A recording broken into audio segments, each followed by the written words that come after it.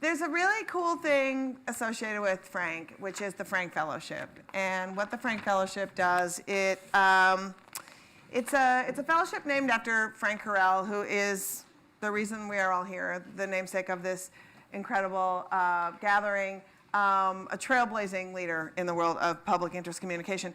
And so, as a tribute to Frank, a bunch of funders got together and decided that they wanted to create the Carell Fellowship, which gives first-time out-of-family college students of color, an opportunity to do internships in DC to get some really, really great experience. For a lot of the we're going to hear from 3 of them during the course of the conference. For a lot of times, it's their first experience talking about what their internship meant to them, what they learned.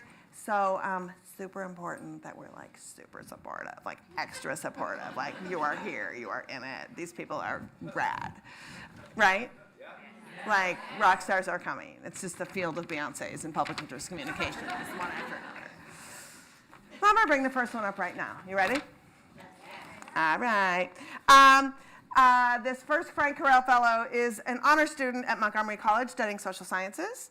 While interning at the affordable healthcare nonprofit Families USA, she was exposed to awe-inspiring stories and in the process discovered the power of her own story. Through her internship, she realized the importance of storytelling and harboring empathy, the key component in effective and compelling communication. Please welcome to tell her story, Maryam Iftikhar.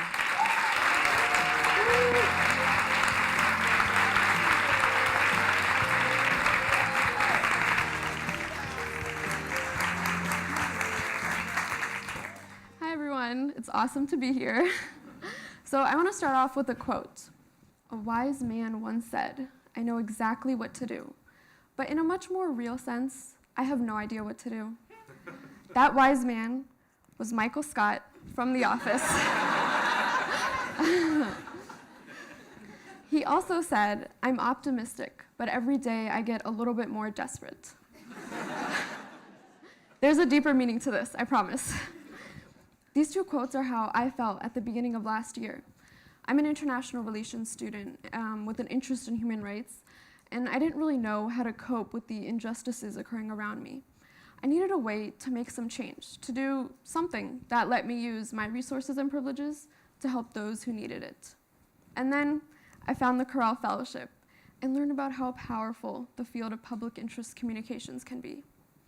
So one of the biggest takeaways from my fellowship last summer was that to communicate effectively, we have to have empathy, and specifically that storytelling breeds empathy.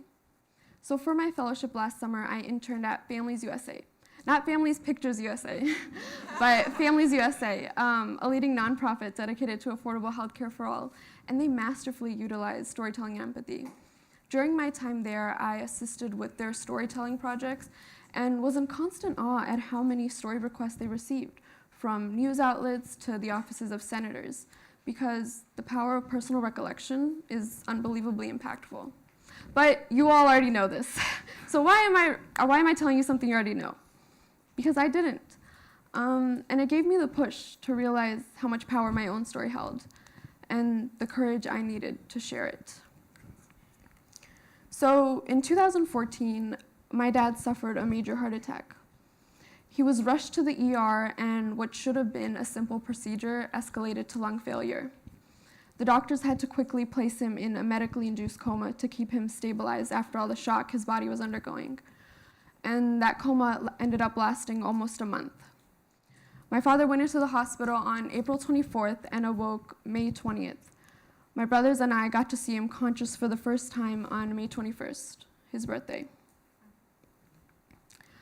I don't like talking about what my father's been through, but by repressing our story, I was invalidating the overwhelming effect it had on our lives and how it allowed us to reshape our perspectives and come out the other side, viewing the world with a new lens, a more empathetic one. So I want to take a moment to stress that the only reason I'm able to stand here today is because my family had the fortune to be living in this country and be enrolled in the ACA. The only reason my dad was able to call me this morning and wish me luck is because our insurance lets us afford the 10 prescriptions he needs to take daily. If our government rips away this coverage, how many people are we going to let die? 2014 was my first encounter with the American healthcare system, and it was soul-crushing.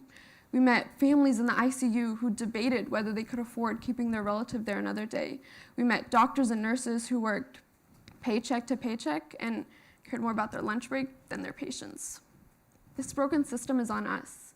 And instead of a healthcare system, it's become an industry with goods and services and big pharma and profits when we're talking about human lives here. Human lives at their most vulnerable and dependent. However, there is always hope. We wouldn't be here if we didn't believe that. And I find it awe-inspiring, the influence our stories hold. They have the power to change not only perspective, but policy. So the late Representative Cummings, who was an amazing human being, oversaw a July 10th hearing last year regarding the ACA repeal.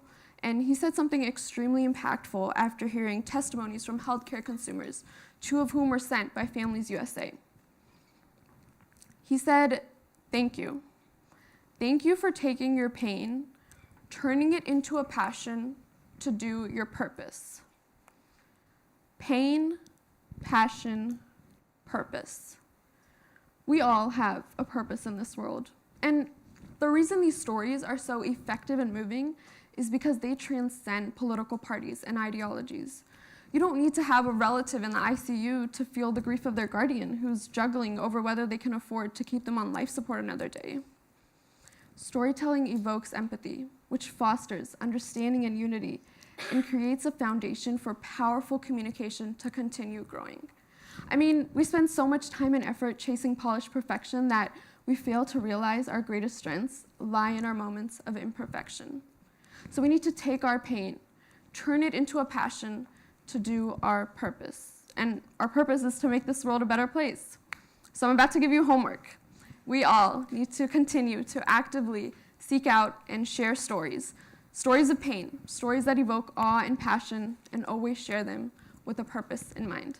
Thank you so much.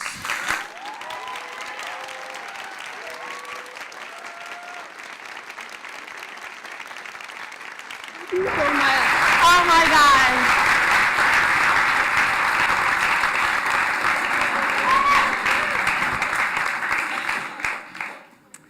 Things that we forget and are reminded of. It's so amazing.